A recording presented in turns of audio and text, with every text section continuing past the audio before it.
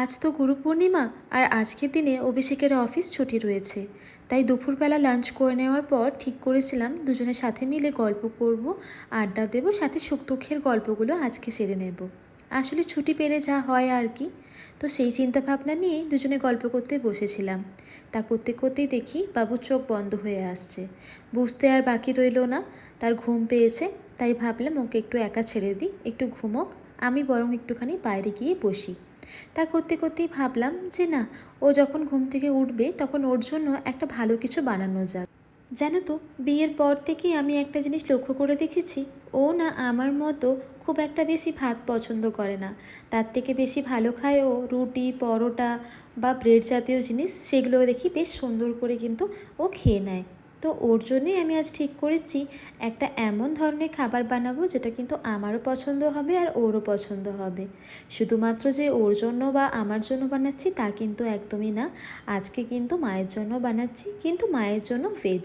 তো এটাতে তোমাদের দেখালামই কী কী আমি নিয়েছি। আর সত্যি বলতে মায়ের জন্য চিন্তা ভাবনা করে আমি কিন্তু কয়েকটা স্যালাডের মতো কয়েকটা জিনিস আমি নিয়ে নিয়েছি, যেরকম গাজর, পেঁয়াজ, সাথে শসা।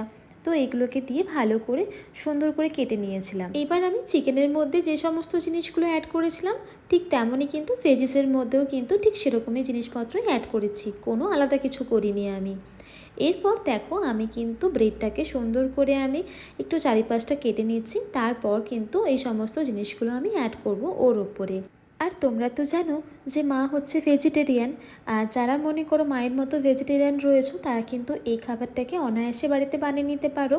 আর তোমরা হয়তো এখন ভাবছো যে একই একটা বোর্ডের ওপরে চিকেন এবং সাথে এরকম ভেজ বানানো হচ্ছে, এটা তো ঠিক না।